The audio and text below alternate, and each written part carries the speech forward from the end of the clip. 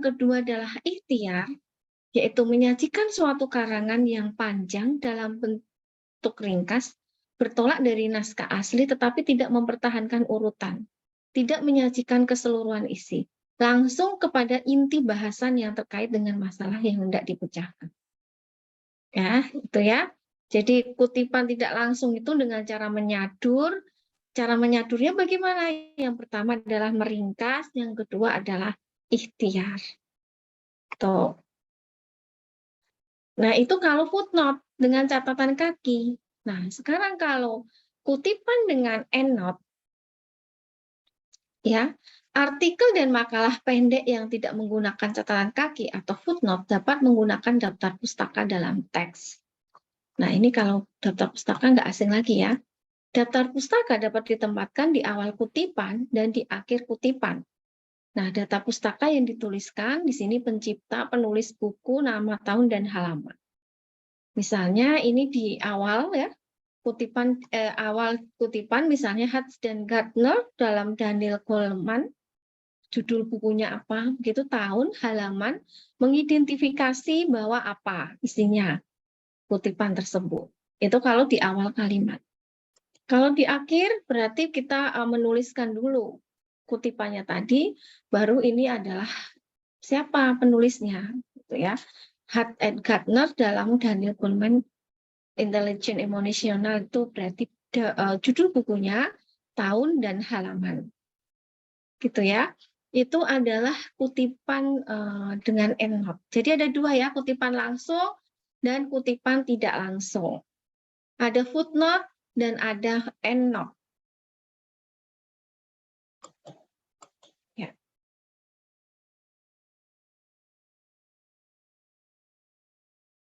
Nah, jadi nanti apa namanya ada pertanyaan-pertanyaan gitu harus bisa dijawab. Nah, kemudian kita bahas yang pertama adalah catatan kaki atau footnote. Catatan kaki itu adalah keterangan atas teks karangan yang ditempatkan pada kaki halaman yang bersangkutan. Apa sih fungsinya? Fungsi catatan kaki? Nah, catatan kaki yang berupa referensi, fungsinya itu sebagai fungsi akademis, fungsi etika, dan fungsi estetika. Ya, fungsi akademis kalau misalnya ini kan kita harus mengutip ya, memperkuat pendapat kita. Ya, karena kita adalah akademik ya. Jadi apa yang kita bicarakan atau apa yang kalian itu katakan, itu paling enggak harus ada dasarnya. Ya, bagaimana dasarnya itu berarti kita harus membaca referensi. Harus apa namanya? Ada teori atau mungkin hasil penelitian orang itu yang mendukung apa yang kita ungkapkan tadi. Gitu. Ya, fungsi etika maksudnya kita nggak bisa langsung mengutip itu tanpa menuliskan apa namanya mengutip dari siapa. Nanti kita akan terkena aturan kode etik ya di dalam penulisan, baik itu nanti skripsi yang kalian akan alami, mungkin karya tulis ilmiah, begitu. Jadi kita mengambil orang lain, kita menghormati atau menghargai hasil karya orang lain itu dengan menuliskan ya ke dalam itu tadi catatan kaki atau ke dalam tulisan kita. Dengan cara apa itu tadi? Kita memang mengutip dari orang lain. Kemudian fungsi estetika ya sama ya, maksudnya kerapian penulisan dan lain sebagainya. Itu kalau footnote. Nah, terus penulisan catatan kaki yang berupa rujukan atau data pustaka dituliskan berdasarkan cara berikut ini. Pertama, nama pengarang tanpa dibalik urutannya atau sama dengan nama pengarang yang tertulis pada buku diikuti koma. Jika nama dalam buku tertulis lengkap disertai gelar akademik, catatan kaki tidak mencantumkan gelar tersebut. Judul karangan, buku yang diterbitkan dengan ISBN dicetak miring diikuti koma. Nama penerbit dan angka tahun diapit tanda kurung diikuti koma. Kemudian nomor halaman dapat disingkat dengan HLM atau H titik. angka nomor halaman diakhiri titik. Penggunaan. Nah, ini penggunaan singkatan ya, halaman ya, HLM atau H itu dilakukan secara konsisten. Misalnya kita menulis suatu karya tulis ilmiah dari halaman pertama. Misalnya kita menuliskan suatu ini tadi, nah itu HLM atau milih H salah satu. Artinya kita harus konsisten di dalam menuliskannya. Tuh. Ya, misalnya contohnya ini contoh satu dengan contoh yang kedua dalam daftar pustaka. Di sini memilihnya adalah H, halaman. Misalnya ya ini. Nah, halamannya itu harus konsisten. Oke, terus kemudian kadang kita membaca suatu karya tulis itu ada istilah ibid, objit, logcit, gitu kan ya. Kalian tahu nggak bedanya itu apa? Ada yang sudah mengenal apa bedanya ibid, objit, logcit?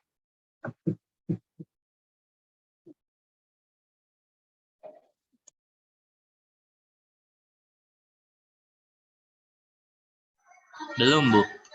Belum. Oke. Ada istilah di dalam menulis suatu karya ilmiah itu misalnya ya ibid, objit, dan logcit. Nah, singkatan ini digunakan untuk memendekkan penulisan informasi pustaka dalam catatan kaki. Ya, misalnya ibid.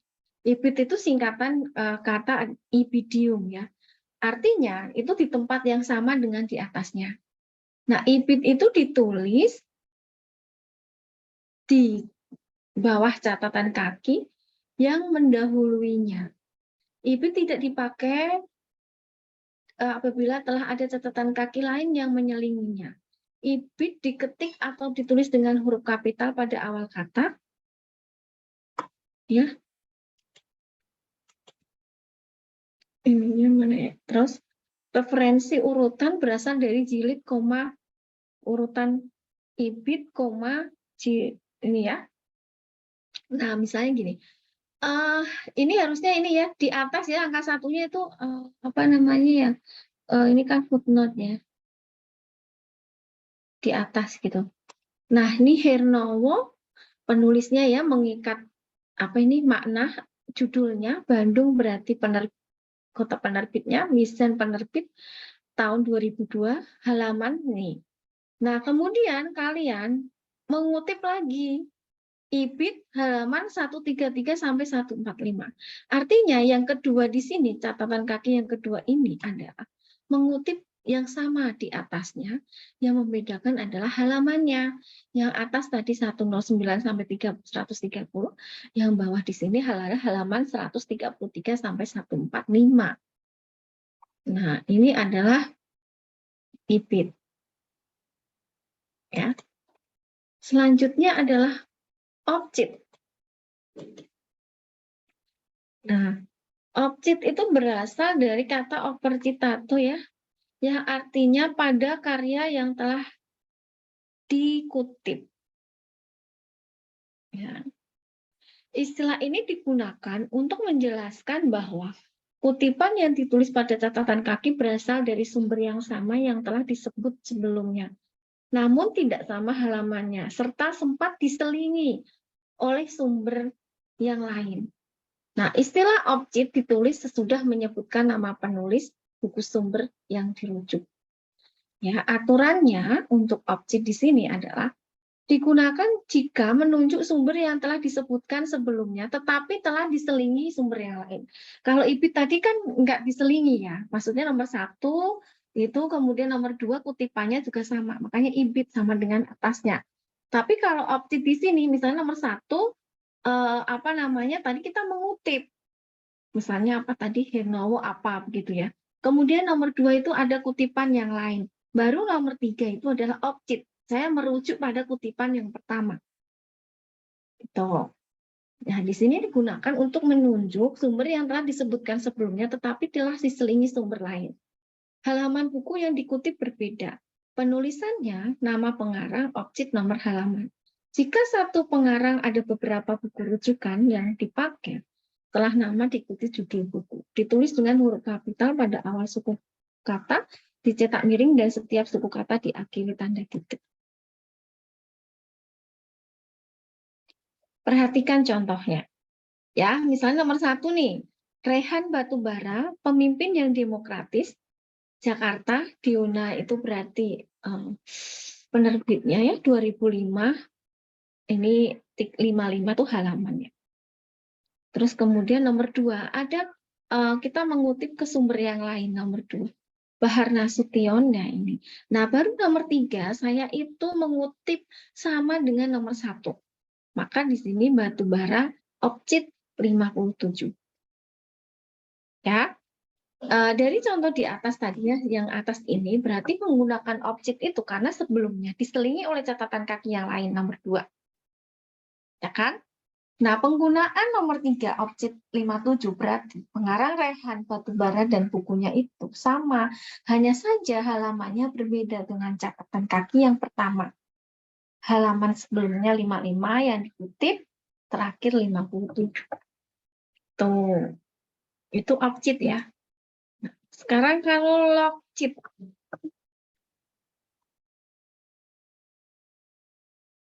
ya, logchip berasal dari kata loco citato yang artinya pada tempat yang telah dikutip. Digunakan dengan teknis yang sama dengan objek, namun dengan ketentuan bahwa halaman yang dikutip tersebut sama dengan kutipan sebelumnya. Ya, dipahami ya? Jadi aturannya adalah yang pertama, digunakan jika menunjuk sumber yang telah disebutkan sebelumnya, tetapi telah diselingi sumber lain. Nah, halaman buku yang dikutip itu sama. Nah, logchip tidak perlu memakai nomor halaman karena nomor halamannya sama dengan kutipan sebelumnya. Nah, penulisannya nama pengarang logchip. Jika satu pengarang ada beberapa buku rujukan yang dipakai, setelah nama harusnya diikuti judul bukunya. Ditulis dengan huruf kapital pada awal suku kata, cetak miring, dan setiap suku kata diakhiri tanda titik. Nih, logchip. Ya, misalnya nomor 1, Rehan Batubara, ini. Kemudian ada selingan kutipan yang lain, nomor 2, nomor 3, Batubara logchip. Karena dia halamannya sama dengan kutipan nomor 1. Oke, ya. Jadi menggunakan logchip karena sebelumnya telah diselingi oleh catatan kaki yang lain. Nomor 2, ya, penggunaan nomor 3 di sini, pengarang ini, ya, halamannya sama. Ya, tahu ya? Apa tadi? Bisa diringkas? Perbedaannya ibid, objek, dan logchip. Siapa yang bisa menyampaikan lagi? Kasih poin ya, yang bisa menjelaskan lagi.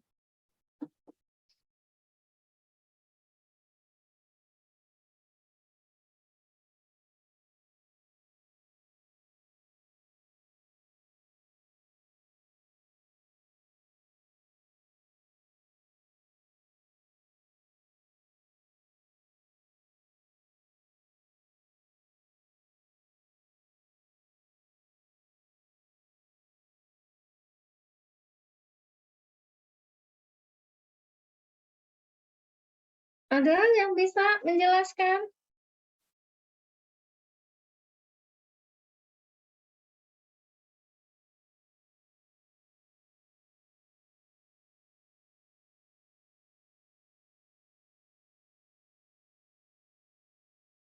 Ya, apa tadi apa namanya cara mengutip? Ya, tadi ada istilah ibid, objek, dan logchip. Silakan bisa dijelaskan ulang.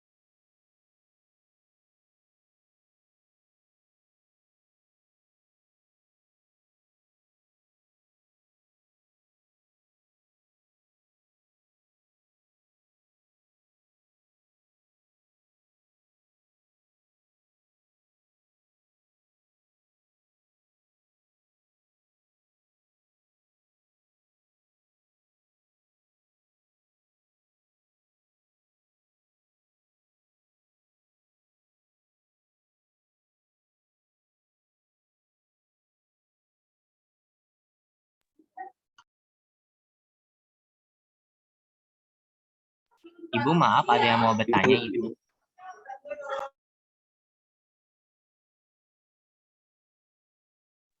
Ibu,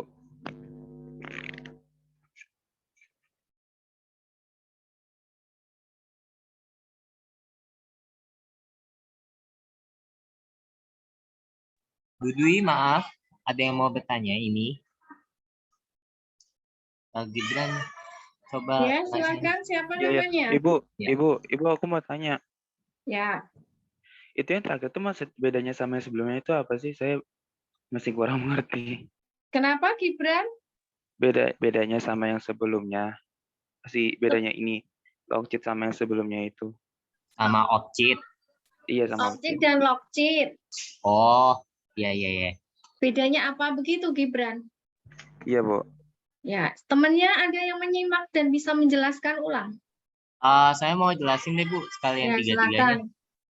Kalau IBIT antara 1 dan 2 itu kutipannya sama, mengutip hal yang sama dan tidak diselingi oleh kutipan lainnya. Sedangkan kalau opcit dan logit, kedua-duanya sama-sama ada selingannya, ada selingannya, terus balik lagi ke yang awal. Bedanya kalau opcit itu halamannya berbeda, kalau logit halamannya sama. Begitu. Ya, terima kasih Zidan. Ya, Bu. Gibran, gimana? Apakah sudah jelas? Sudah jelas, Ibu. Terima kasih banyak. Ya, itu adalah IBIT, objek dan logit ya. Tadi saya mengatakan ada kutipan langsung dan kutipan tidak langsung. Apa bedanya? Siapa yang bisa menjelaskan ulang? Ibu mau coba.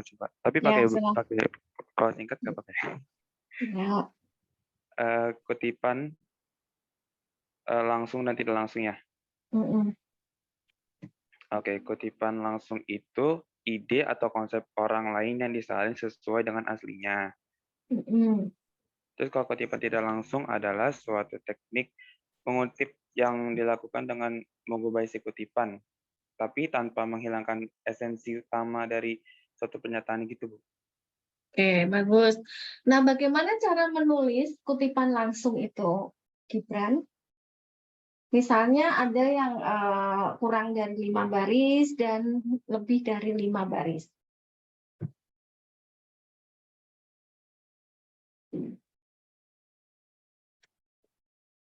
Atau yang lain boleh menambahkan jawaban Gibran. Tadi jawaban Gibran sudah tepat.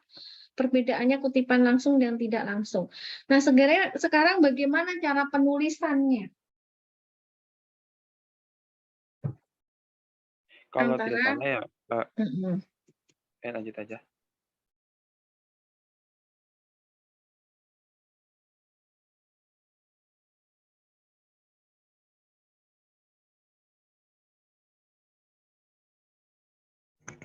Ini bukan, Bu, menjadi satu dalam paragraf karya tulis. Ya, Jadi itu yang mana? Yang kutipan langsung. Ya, kutipan langsung yang terdiri dari 5 baris atau kurang ya, Gibran. Itu kita samakan menulisnya, spasinya sama, ya kan? Dengan tulisan yang lain aslinya. Bagaimana kalau kutipannya tadi lebih dari 5 baris?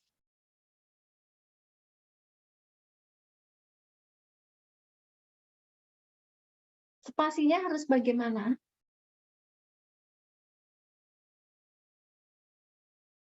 Spasinya 1, Bu. Spasinya 1. Penulisannya harus bagaimana? Dipisah dari teksnya. Dipisah dari teksnya. Bagaimana dengan ininya? Apakah paragrafnya sama dengan yang lain? Ininya ya, atau bagaimana? Lebih menjorok ke dalam ya, lebih menjorok ke dalam antara kiri dan kanannya. Tuh. Sekarang kalau kutipan tidak langsung, bagaimana cara mengutip tidak langsung? Tadi Gibran kan mengatakan bahwa dengan bahasa sendiri tanpa mengurangi esensi gitu ya. Nah, itu dengan cara bagaimana kita mengutip tidak langsung itu?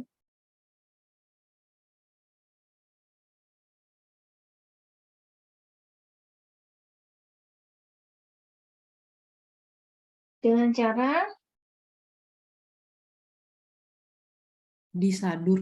ya disadur, Adita. Nah, jadi dengan menyadur ya. Nah, teknik menyadur itu dengan apa? Diringkas dan ikhtiar. Ya, diringkas dan ikhtiar. Diringkas dan ikhtiar, ada bedanya nggak sih meringkas dengan ikhtiar itu?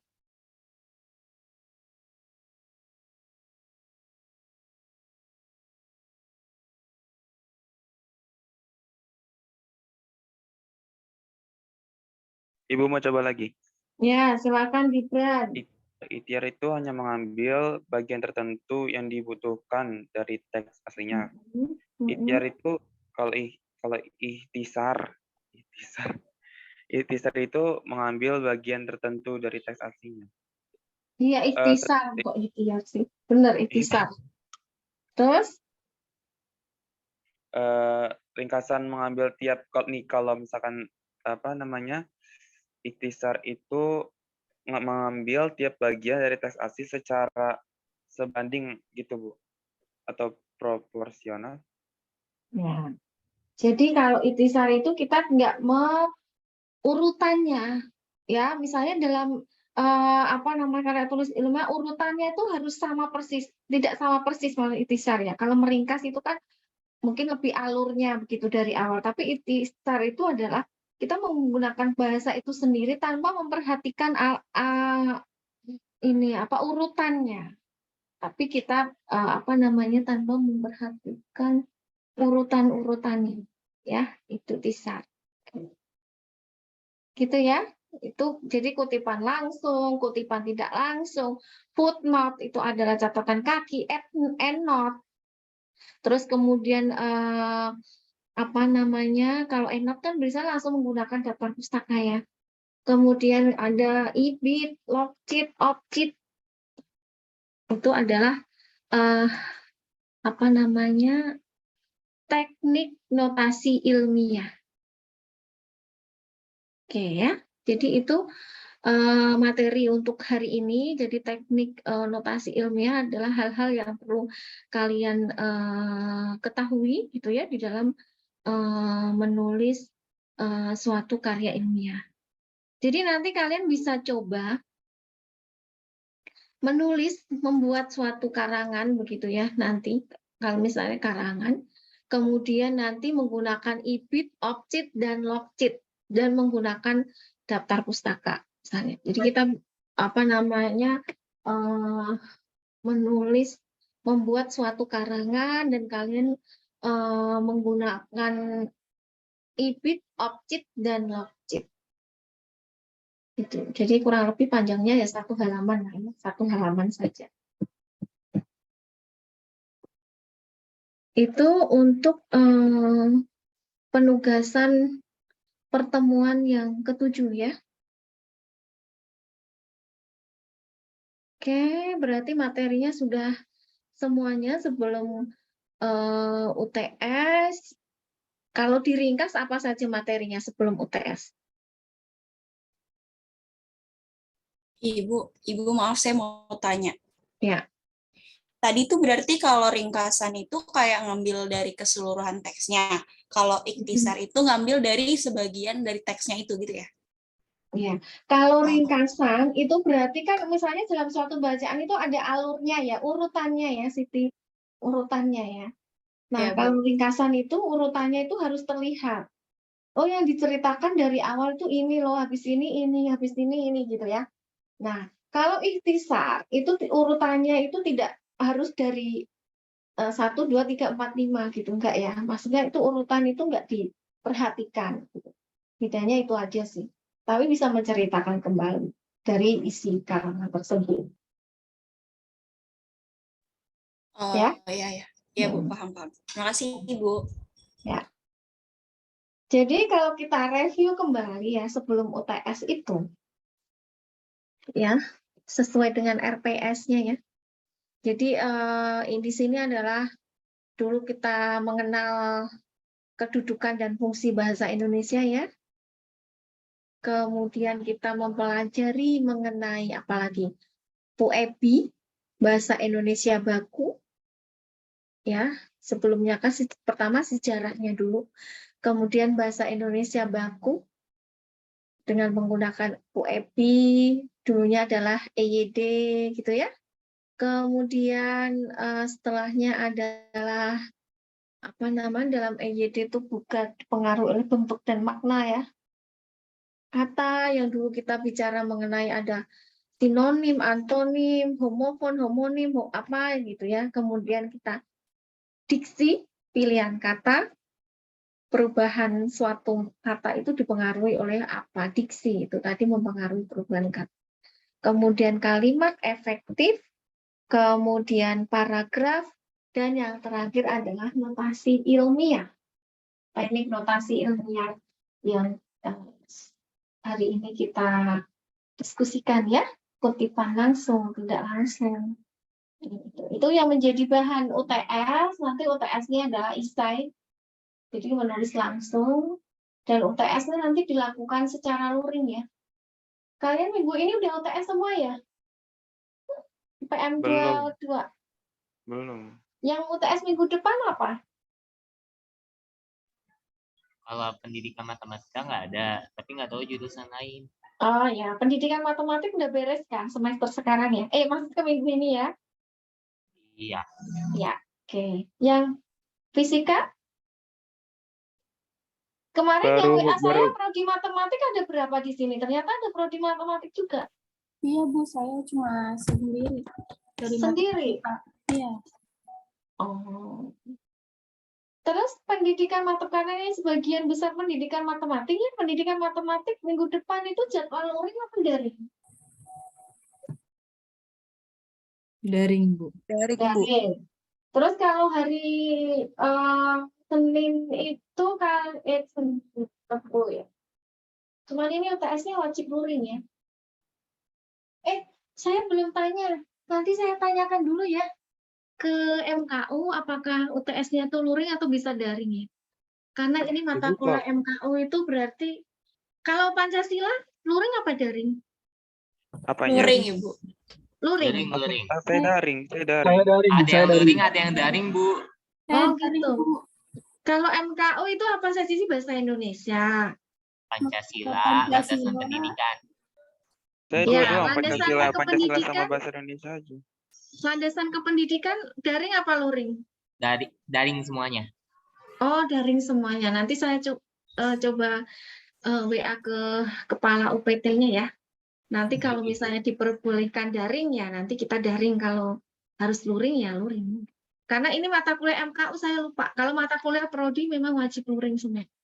Tapi Bu, kalau misalkan yang luring itu, kalau misalkan UTS luring, gimana ya Bu ya? Kalau misalkan nanti nggak bisa, maksudnya nggak bisa ikut misalkan hari Senin gitu UTS-nya, terus Oh ya, kami yang kalau dapat. misalnya luring UTS-nya sesuai dengan jam mata kuliahnya, rirep Bu.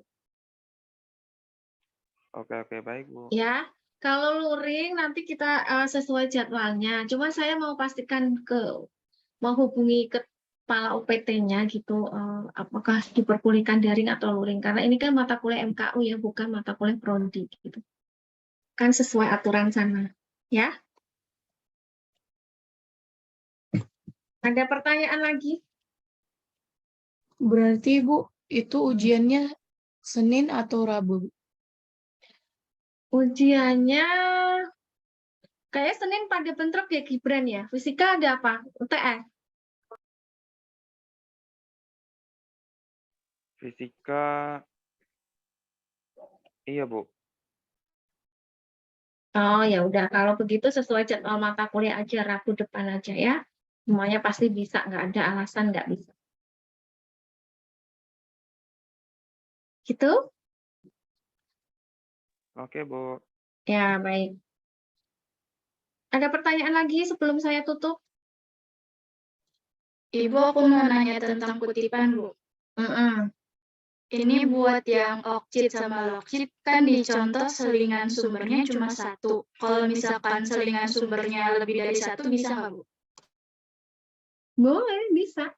Kan itu contoh ya. Contoh itu kan contoh dikasih yang paling sederhana. Misalnya ada beberapa ternyata sumbernya banyak ya. Kalau misalnya ini bisa digunakan juga. Oke, Tapi dengan makasih. aturan tadi ya, apa Oke. yang dimaksud dengan object logic. Gitu ya. Iya, makasih Bu. Oke. Ibu, Ya. saya izin bertanya, untuk penugasan karangan dengan objek logit itu deadline-nya kapan ya, Bu? Nah, itu apa namanya dicoba ya. Nanti akan menjadi bahan UTS saja. Karangannya tentang apa, Bu? Bebas. Tentang keilmuan ya. Maksudnya tentang apa namanya sesuai dengan bidang kalian gitu. Di pendidikan misalnya atau di bidang ilmunya masing-masing lah ya. Jangan keluar dari situ. Ya, boleh kalau pendidikan matematik mau mengarang terkait itu, boleh fisika bidangnya matematik murni apa gitu. Yang penting tidak Ibu, kan saya keluar. pendidikan matematika, Iya. boleh hubungannya dengan matematika aja nggak gitu? Nggak usah ke pendidikan. Ya, boleh, silakan aja, bebas. Yang pasti masih sesuai dengan bidang. Ya.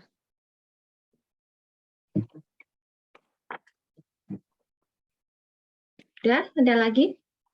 Sudah itu aja, Bu, pertanyaannya. Sebelumnya terima kasih, Bu. Ya, oke. Sama-sama, Bintang. Oke, baik. Kalau tidak ada pertanyaan, saya cukupkan sekian ya, karena saya ada kegiatan lainnya lagi. Terima kasih semuanya. Nanti ketemu Rabu depan kita UTS Bahasa Indonesia ya. Ibu, Oke, apakah Senin besok nggak ada kelas pengganti? ya nggak ada, Bintang kan sudah selesai. Jadi langsung UTS. Berarti ini Ya. pertemuan ke-7 ya? Ya. UTS Baik, saja. Bu. Terima Ya. kasih sebelumnya. Ya. Oke, terima kasih semuanya. Dipersiapkan ya untuk UTS mata kuliah yang lain juga. Mudah-mudahan sukses ya. Hari ini ada UTS apa? Nah, untuk hari ini Penmat nggak ada, tidak Bu. ada. Yang penmat. Penmat tidak ada. Besok ya Kaldif kayaknya ya. Fisika ada? Saya hari ini praktikum, Bu. Oh ya, baik. Siang ya. Iya, Bu. Oke, sukses ya buat kalian semua ya. Saya tutup. Wassalamualaikum warahmatullahi wabarakatuh. Waalaikumsalam warahmatullahi wabarakatuh.